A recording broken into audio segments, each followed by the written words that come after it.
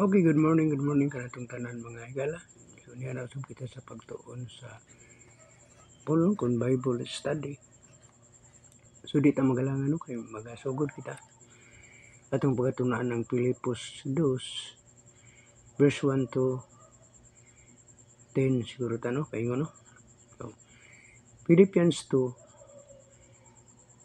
chapter 2 and we start verse 1. Okay, ang versikulo 1 nagaingon diri na if there be therefore any consolation in Christ, if any comfort of love, if any fellowship of the Spirit, if any bowels and miracles, no? So, mo nagiingon ni Apostol Pablo sa Philippians, no?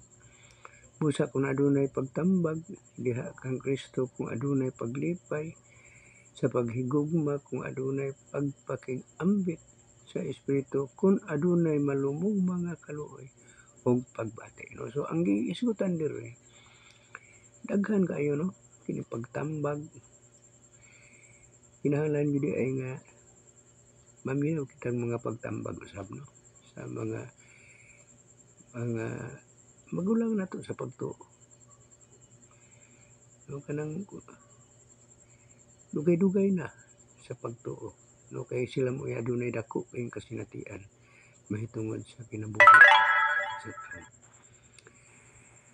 Kung adunay paglipay o paghigugma, so kung doon na kay kalipay uban sa paghigugma, kung aduna kay pagkig-ambit sa Espiritu, kung aduna kay malumong mga kaluoy o kining mga pagbati, so daghan kay nganlan no paglipay di sa paghigugma, kung pagig-ambit sa Espiritu nga adunay malumong mga kaluoy. So fulfill of you my joy, pun-a ang ako ang kalipay, no, that all of you be like-minded, having the same love, being of one accord of one mind, no? Pun-an ninyo ang akong kalipay sa panaghiusa kamo sa hunahuna nga magabaton sa sama nga gugma, nga managhiusa sa usa ka kalag nga may usa ka hunahuna. So giingon diri nga kinahanglan unta no nga magakalipay nga managhiusa kamo sa hunahuna, mag-usa ang atong hunahuna, magkapareho ang atong hunahuna sa pag-alaga di sa Ginoo. Managhiusa ang atong hunahuna sa pagdawat sa tanan nga mga buluhaton sa Ginoo. Managhiusa ang tanan diha sa gugma ug sa hunahuna aron ang tanan makabaton og kalipay, kalinaw ka gihatag kanato sa Ginoo. So yun ana ang mga makuha nato no, sa mao nga mga kining mao nga Philippians chapter 2 no atong pagatunan karon. No? So mingon siya, let nothing be done sa verse 3. Let nothing be done through strife or vainglory, but in lowliness of mind, let its esteem other better than themselves. No? Nga dili kamo managbuhat bisan unsa pinaagi sa pagkabahin-bahin. No? Dili kayan ginato na nga nang panagkabahin-bahin bitaw. Naghiusa to diha sa lawas ni Kristo dayon. Doon nalay kalit nga mo gawas tungod sa mga istorya nga mga haka-haka nga dili walay kamatuoran. So inana no sa ato nang likayan no kanang mga walay pulos kundi dili sa pagpaubos. So una kinahanglan magpaubos ta sige ingon niya diri. Lowliness of mind. No, magpaubos sa atong huna-huna. No, dili ta mag-isip pa og unsa no tagsa-tagsa kanato. Mag-isip unta sa uban nga labing maayo kaysa iyang kaugalingon. So, isipon nato nga ang atong isig katawo masabi pang maayo kaysa ato ang kaugalingon. Magpaubos ta. no sa ingon ana nga angay natong buhaton, no matud pa ni Apostol Pablo na, no. Sa verse 4 nag-Henry, look not every man on his own things, but every man also on the things of other, no. Dili lamang kita magahuna-una sa ato nga kuan mga butang, kundili ang ato ang kaugalingong mga butang atong i-share nga murag pareha iya siyaran pud gihapon tag iya ug sa iya pong butang ako pud tag iya murag yun na ba no wala ba giingon nga kanang ako ni imo na ana wala ba nas kundi ibutang na tong common kung unsa man ang butang ana kanimo butang ana kaniya imo nang i-share murag pareha na lang nga ikaw tag iya ako tag iya ano man kay kanang mga butang nga dili man gid ato no kanang mga butang nga sa Dios man gikan katag so dili man nato i-share no so dili kay kana lang mga butang no nga mga material kundi asa usab ang mga butang nga kanang spiritual no. Verse 5,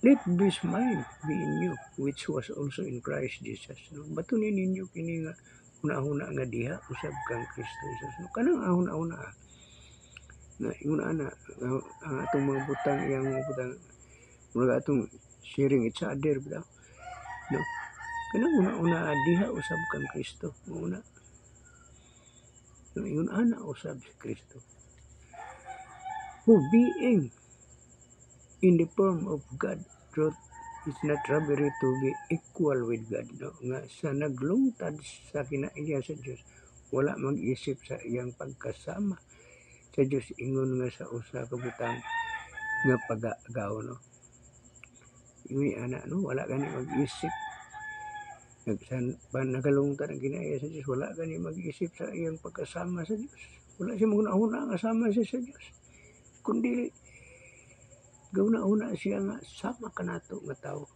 no ingon nga usa ka butang nga pag-aagawon no sama sa usa ka butang nga pag-ailugan so ingon ni ana no so sa verse 7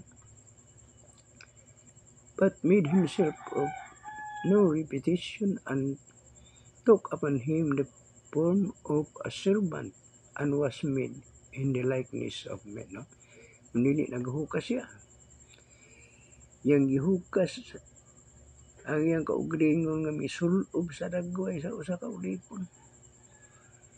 No nagpakaulipon siya bisan siya usa ka gamhanan usa ka Dios pero nagpaubos siya og mayo nagpakaulipon siya para kanato. So yun na unta mga naghiusa ang atong tagsa kauna-una diha sa pagpaubos uban sa gugma no mao na giingon ni Apostol Pablo diri sa Filipos and being found in passion as a man he humbled himself and became obedient unto death even the death of the cross no ug sa hingkit-an siya sa dagway sa usa ka tawo nagpaubos siya sa iyang kaugalingon nga nahimo nga masinugtanon bisan hangtod sa kamatayon. Oo, sa kamatayon. So, kamatayon sa cross man to, no? So, bisan gani ang kamatayon wala niya balibari didto sa cross. No? Wala niya balibari tungod sa iyang pagkamasinugtanon. Wala niya balibari tungod alang sa ato ang kaluwasan. So grabe ang iyang pagkaulipon kay bisan unsa bisan kinabuhi iyahang andam niyang ihatag para lang maluwas kita.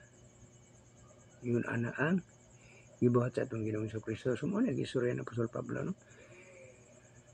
Wherefore God also has highly exalted him and given him a name which is above every name. No, sa verse 9 niya, tungod ninyo sab, ibayad siya sa Diyos sa kahitasan o gihatag kaniya ang ngalan nga labaw sa tanang mga ngalan. No? So, gihatag na niya ang ngalan nga labaw sa tanang ngalan. Ano man, Jesus, great God and Savior, no? Dakong Diyos, ug manluluwas, matud pa sa Tito 2:13, no? Atong mabasa na, litra por litra. Tinuod ka na, mga kahigalaan, mga kaigsunan, no? So verse 10 ta, that at the name of Jesus every knee should bow, of things in heaven and things in earth and things under the earth. No? Ang tanan, tungod sa ana, that at the name of Jesus, tungod sa iyang ngalan, ang tanang mga tuhod, mga piko, should bow, knee should bow, of things in heaven, sa mga butang ato sa langit, and things in earth, o mga butangan na sa kalibutan, and things under the earth, o mga butangan ilalom sa yuta. No? Ang mga tuhod, mga piko, pagluhod. No? Jesus every should bow of things in every heaven, and things in earth, and things in under the earth. No? So, mga giingon na, no? Ang tanan mga tuhod, mga piko. Verse 11 ta, and that every tongue should confess that Jesus Christ is Lord, to the glory of God. So, ang tanan nga mga dila, hinahanglan, musulti, nga si Jesus Christ is Lord, ug mao'y himaya, to the glory of God, mao'y himaya sa Dios nga Amahan. Yun na, hinahanglan, magasulti, magakanpis that Jesus Christ is Lord, to the glory of God, the Father. So, ato na, lahuson na ito sa verse 12, no? Wherefore, my beloved, as all of you have always obeyed, not as in my presence only, but now, much more in my absence, work out your own salvation with fear and trembling. No? Usa, mga hinigugma ko, maingon nga ang magmasinugtanon sa kanunay, dili kaysa akong atubangan lamang, kundi ilabi pa kayo sa panahon nga wala ako kaninyo. Singkamutan ninyo nga mamunga ang inyong kaluwasan uban ang kahadlok ug pagkurog. So, muna gi-mention na ni Apostol Pablo na ang kaluwasan uban ang kahadlok ug pagkurog, no? Sa ato pagtuo, mao man po giingon ni Apostol Pablo dito sa Santiago nga ang yawa, bisan ang yawa doon ay pagtuo, nagpangurog pa gani. No? So, unsa pa ka kita, no, nga mahadlokon sa Dios. So, dinila ako kutob o maayong buntag ka natong tanan. God bless.